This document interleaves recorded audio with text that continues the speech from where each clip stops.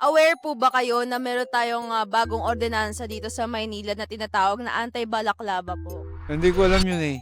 Ano ba yun? Ngayon ko lang din nabalitaan eh.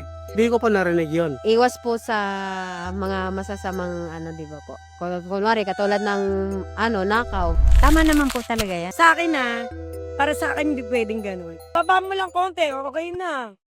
Dito sa Maynila may bagong ordinansa na nagbabawal sa pagsusuot ng anumang takip sa muka sa mga pribadong establishmento at pampublikong lugar sa lungsod. Ito ang Anti-Balaklava Ordinance. Layunin daw nitong palakasin ang seguridad at pababain ng insidente ng krimen sa Maynila. Ano-ano ang mga probisyong nakapaloob dito at magiging epektibo kaya ito sa mga Manilenyo?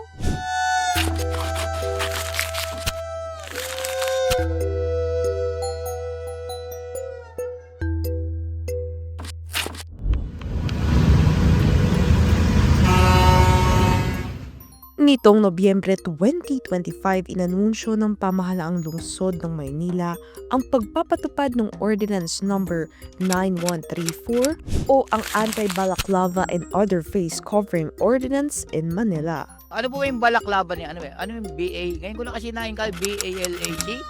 Laba? Balaklava ang tawag sa telang ginagamit pantakip sa ulo at mukha na karaniwan nating nakikitang suot ng mga rider ng motorsiklo.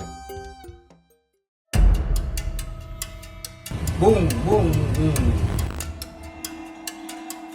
Ngunit ayon sa Manila LGU, isa ito sa mga sinasamantala ng mga kawatan kaya nabuo rin ang ordinansang anti-balaklava. Marami pong mga tolongges at tulisan. Ginagamit nila itong balaklava. Hold up, snatching, riding in tandem. Ngayon po, sa Maynila, bawal na po yan.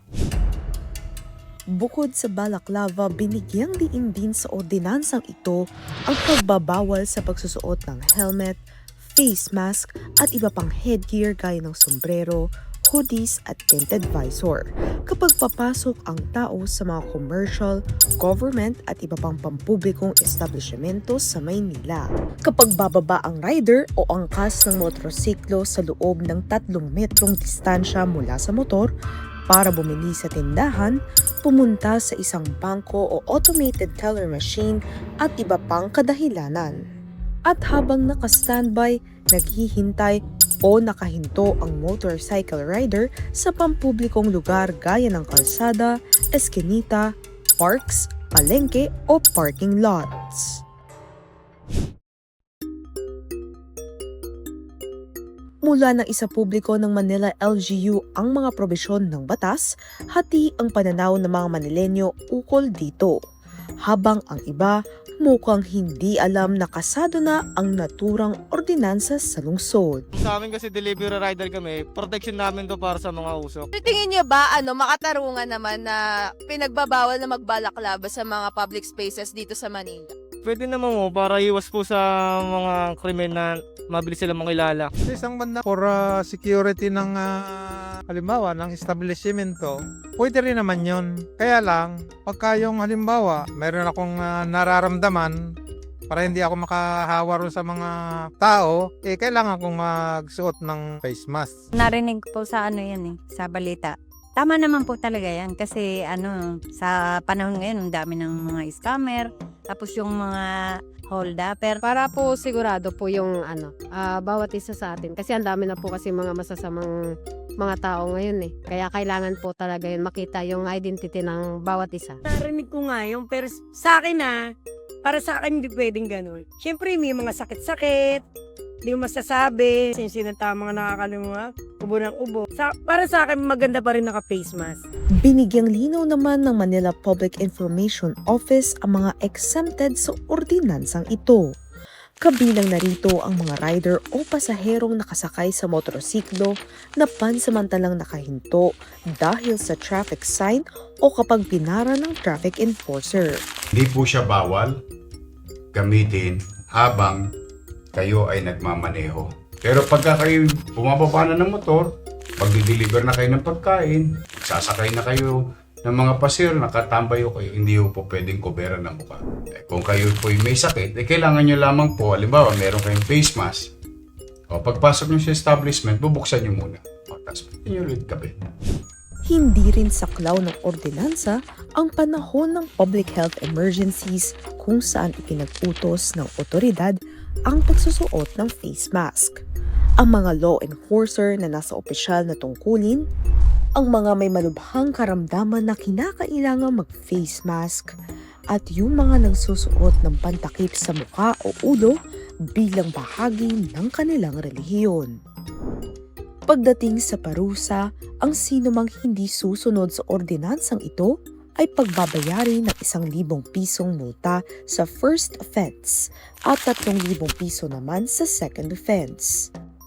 Sa third offense, maaaring pagbayari na ang lumabag ng 5,000 piso na multa o kaya'y makulong ng 15 araw at posible pang mabawi ang lisensya mula sa Land Transportation Office.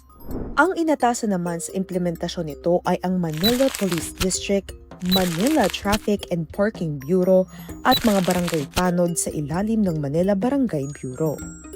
Sa pagpapatupad ng nasabing ordinansa, 3 individual ang naiulat na hinuli ng pulis dahil sa pagsusuot ng balaklava sa ika-2 trilyon peso march sa Maynila. Pinakawalan rin sila matapos bigyan ng babala ukol sa ordinansa.